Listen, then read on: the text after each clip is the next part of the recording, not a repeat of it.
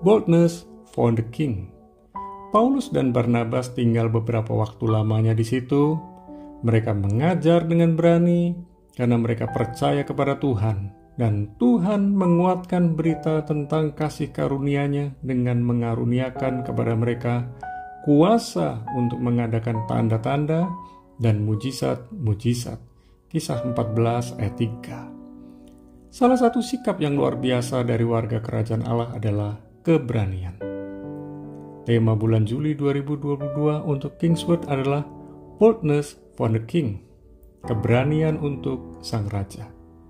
Kata boldness dalam Cambridge Dictionary yang merupakan kata benda memiliki arti a brave and confident way of behaving that shows no fear.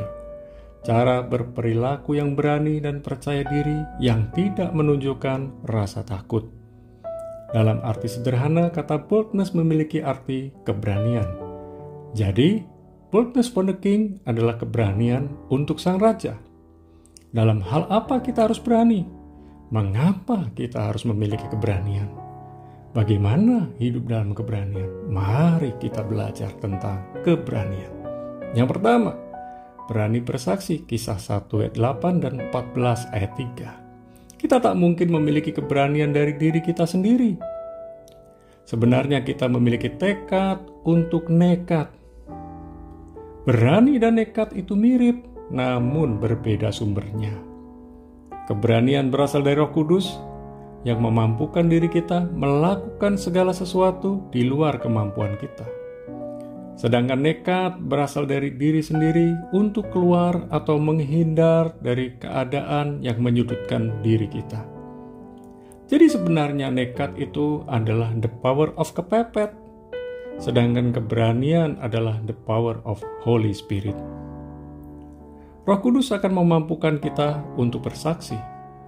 Kita dapat bersaksi dengan mempraktikkan gaya hidup Yesus Kristus dalam kehidupan kita setiap hari.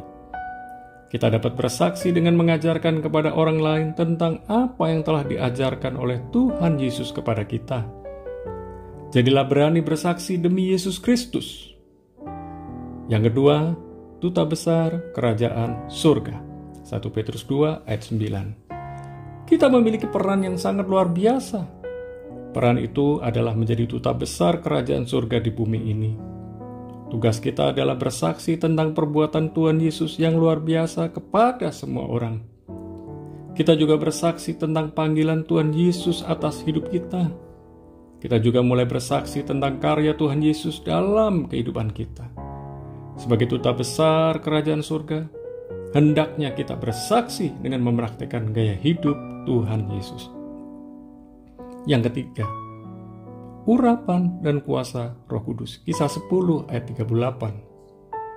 Urapan dan kuasa Roh Kudus mengubahkan dan memampukan kita untuk menjadi berani bersaksi untuk Tuhan Yesus kepada semua orang. Tanpa urapan dan kuasa Roh Kudus, kita tidak berani menyatakan jati diri kita di dalam Yesus Kristus. Tanpa urapan dan kuasa Roh Kudus, kita tak akan berani bersaksi untuk Tuhan Yesus. Sudahkah kita menerima urapan dan kuasa Roh Kudus setiap hari? Sudahkah kita berani bersaksi kepada orang lain tentang Yesus Kristus lewat kehidupan kita? Bersaksi adalah gaya hidup sehari-hari dari warga kerajaan surga.